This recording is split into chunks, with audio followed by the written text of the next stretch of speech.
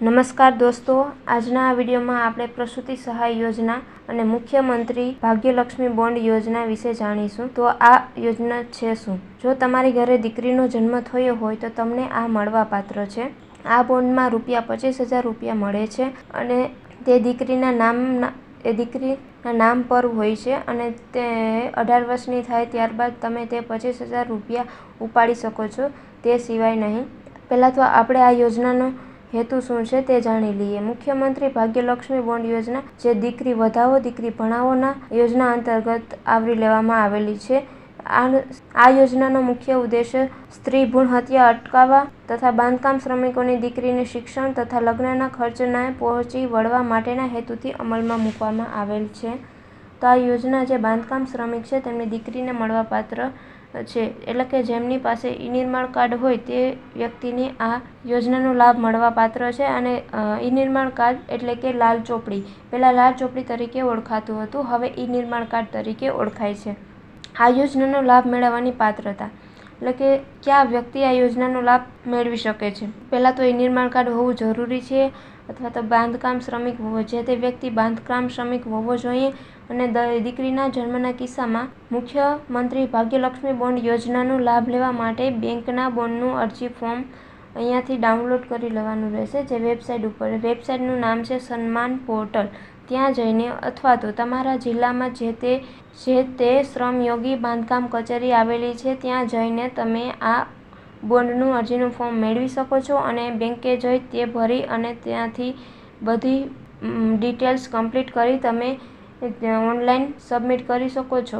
તો તમે ત્યાં જઈને તે ફોર્મ ડાઉનલોડ કરી લેજો, અથવા તો તમારા જે તે જિલ્લામાં જે કચેરી આવેલી છે ત્યાં જઈને તમે તે ફોર્મ મેળવી લેજો. સહાયની રકમ શું છે? તો સહાયની રકમ ₹25,000 છે, જે 18 વર્ષની વય પૂરી થતાં ઉપાડી શકાય છે. તે પહેલાં ઉપાડી શકાતા નથી. તો ડોક્યુમેન્ટ ક્યાં ક્યાં રહેશે? પહેલાં તો બાંધકામ શ્રમિકના ઓળખ કાર્ડની નકલ, બીજું છે ફોટા જન્મના પ્રમાણપત્રની નકલ, પછી જન્મનો દાખલો, લાભાર્થીનું આધાર કાર્ડની નકલ, એટલે કે જેમના નામે ઈ-નિર્માણ કાર્ડ હોય તેમનું આધાર કાર્ડ, બોન્ડ મેળવવા માટે બેંકનું ફોર્મ, એટલે કે કચેરીએથી મેળવી લેવું, અથવા તો જે આ વેબસાઇટ છે ત્યાંથી ડાઉનલોડ કરી લેવાનું રહેશે. પછી બેંક પાસબુકના પ્રથમ પેજની નકલ, રેશન કાર્ડની નકલ, એટલે કે કૂપનની નકલ, અને નમૂના મુજબનું સોગંદનામું કરવાનું રહેશે.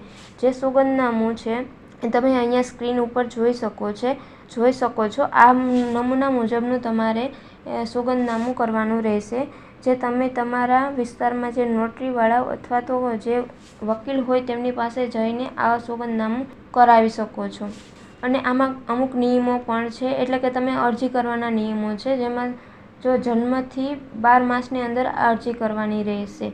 જો 12 માસની અંદર એટલે કે 1 વર્ષની અંદર અરજી નહીં કરો તો તમને આ લાભ મળવાપાત્ર નથી. અને આ માત્ર 2 પ્રસૂતિની મર્યાદામાં એક દીકરીને જ મુખ્યમંત્રી ભાગ્યલક્ષ્મી બોન્ડનો લાભ મળવાપાત્ર છે, 2 દીકરીઓને મળવાપાત્ર નથી. આની કાર્યપદ્ધતિ કેવી હોય છે એ પણ જણાવી દો. જેમ કે તમે ફોર્મ સબમિટ કર્યું પછી જિલ્લા પ્રોજેક્ટ મેનેજર, એટલે કે જે તમારી બાંધકામ શ્રમિક કચેરી છે તેના પ્રોજેક્ટ મેનેજર તેને ઓનલાઈન સબમિટ કરશે. પછી જિલ્લા નિરીક્ષણ દ્વારા મંજૂર કરવામાં આવશે અને પછી વડી કચેરી પાસે જશે, ત્યાં રાજ્ય પ્રોજેક્ટ મેનેજર તે સબમિટ કરવામાં આવશે અને પછી વડી કચેરીના સરકારી શ્રમ અધિકારીશ્રી અને ત્યારબાદ સભ્ય સચિવશ્રી દ્વારા મંજૂર કરવામાં આવશે. અરજીની મંજૂરી પછી મુખ્યમંત્રી ભાગ્યલક્ષ્મી બોન્ડ કામદારોને હાથોહાથ આપવામાં આવશે.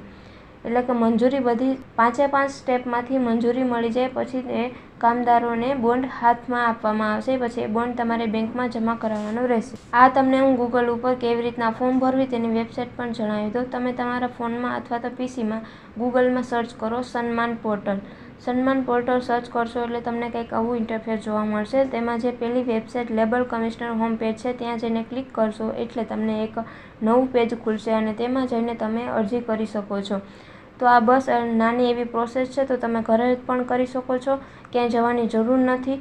અને જો તમારી ઘરે દીકરીનો જન્મ થયો હોય તો તેમને લાભ થાય, મોટી થાય, પછી તમારા ખર્ચમાં થોડોક બચાવ થાય, 18 વર્ષની થાય અને પછી તેમને ભણવામાં કે લગ્નમાં ત્યારે તેમને જરૂર પડે તો તમને આ રૂપિયા કામ લાગે, જેથી કરીને તમે અત્યારે તેમને 1 વર્ષની અંદર અરજી કરી દેજો તો તેમને મદદરૂપ થાય. તો આવી જ અવનવી માહિતી અને જો મારો વિડીયો માહિતીસભર લાગ્યો હોય તો તમે મારા વિડીયોને લાઇક શેર કરી દેજો અને મારા ચેનલને સબસ્ક્રાઈબ પણ કરી દેજો।